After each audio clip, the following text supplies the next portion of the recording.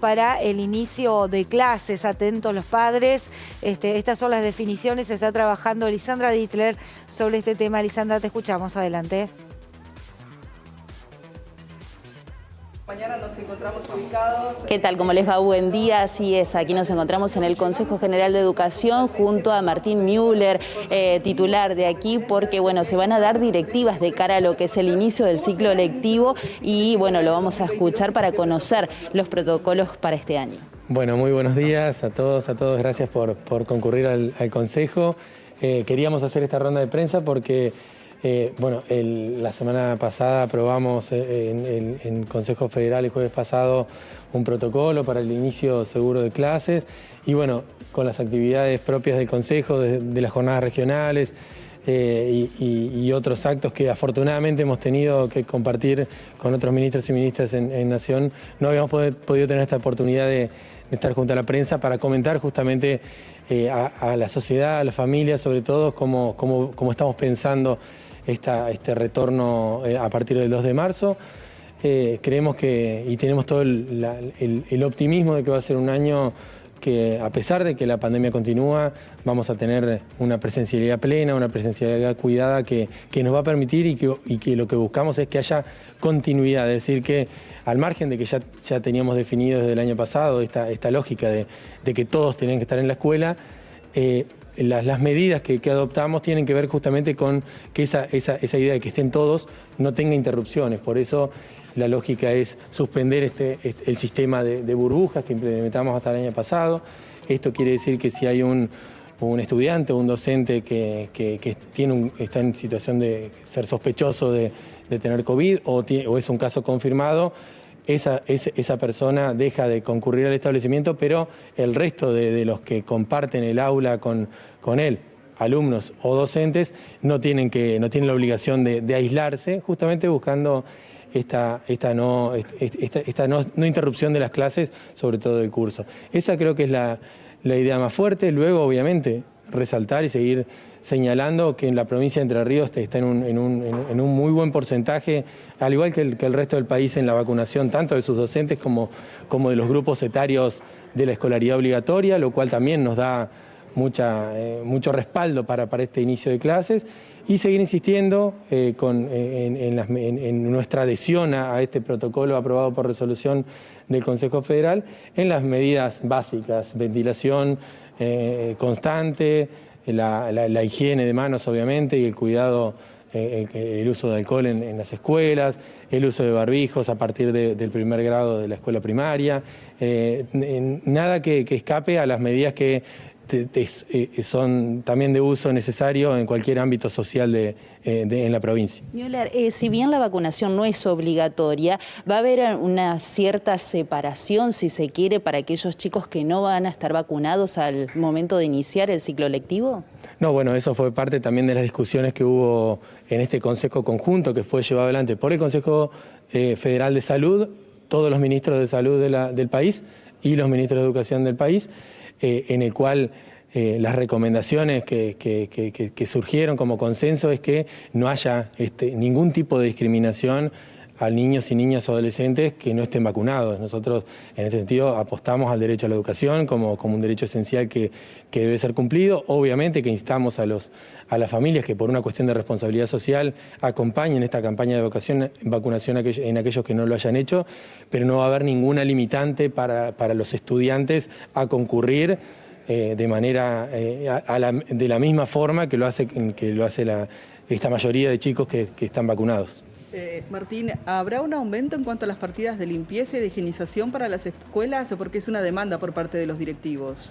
Sí, bueno, nosotros no solo tenemos un aumento previsto, que ya fue en el 2021 del 100% de las partidas habituales de bienes de consumo que se envían a las escuelas, sino también estamos enviando de manera centralizada. Esta semana, en un operativo conjunto con Vialidad, estamos llevando a todas las departamentales de escuela alcohol para distribuir en las escuelas.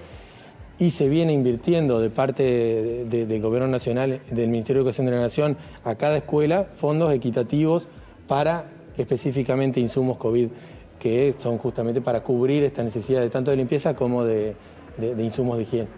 ¿Pero cuánto recibirían? ¿Eso se sabe? ¿El monto por cada establecimiento? Se distribuye en función de la matrícula, hay una nominalización en función de la cantidad de alumnos que tienen. Es una partida, viene por un lado lo que envía la provincia, lo que enviamos desde la provincia, más lo que envía Nación. Estamos hablando de que las escuelas grandes reciben de Nación a medida que van rindiendo alrededor de 50.000 pesos cada una para la compra de insumos, como un número testigo que te puedo decir. El tema de los contactos estrechos que tanto afectaron en la etapa anterior, cuando el chico tiene un contacto estrecho en la escuela, digo, chico, adolescente o joven, ¿no debe concurrir a la escuela?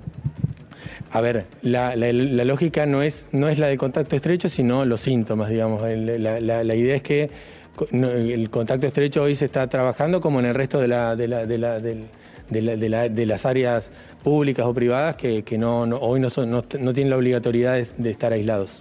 El chico, si no tiene síntomas, debe ir. Exacto, esa es la lógica. Se eliminan las burbujas en las aulas, entiendo que en los comedores también. En los comedores lo mismo, obviamente ya veníamos trabajando con una lógica diferente, donde vamos a priorizar sobre todo la distancia y la ventilación, lo mismo con los espacios abiertos, digamos, los espacios abiertos de la escuela. No va a ser obligatorio el uso de barbijo tampoco, porque justamente es ilógico tanto para la educación física como para el comedor esta medida de prevención que es muy necesaria de seguir respetando, pero también nosotros trabajamos con la realidad de la escuela, básicamente. ¿Cambia lo de los actos escolares? Porque el izamiento de bandera había cambiado en el marco de la pandemia, también lo de la asistencia a los actos escolares, los papás muchas veces no podían asistir. ¿Esto se modifica? Bueno, los actos escolares y las acciones, en general las acciones tradicionales de la escuela vamos a tratar de tender obviamente que vayan volviendo a la normalidad previa a la pandemia, en la medida de que sigamos sosteniendo estas lógicas básicas de cuidado. Respecto a actos donde son masivos, como hicimos la semana pasada en las jornadas regionales, nos vamos a tener a las normativas vigentes en la provincia para cualquier otro acto donde haya mucha concurrencia de público, pero obviamente lo normaremos en particular, pero siempre con ese mismo sentido, es decir, no tanto limitando la cantidad de gente, sino poniendo las regulaciones necesarias para los cuidados.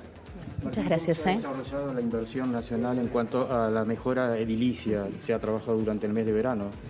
Sí, bueno, hoy estamos recibiendo una nueva resolución que habilita 40 millones de pesos con fondos que van hasta 1 millón de pesos para más de 90 escuelas para 40 escuelas de la provincia y a su vez hemos recibido más de 214 millones en este lapso, que justamente también es un fondo que se llama FORES, que también han recibido más de 700 escuelas de la provincia, están teniendo hoy fondos que van directamente a la escuela, que son ejecutados con el asesoramiento, obviamente, del gobierno del Estado provincial, pero lo ejecuta y lo rinde la propia escuela pensando en mejoras específicamente del edilicio. Obviamente de la mano de eso también la llegada de mobiliario, que en los próximos días seguramente vamos a hacer la entrega grande acá en Paraná y Paraná Campaña, que son más de 170 millones, pero en infraestructura realmente hay una inversión muy grande, sobre todo en estas obras menores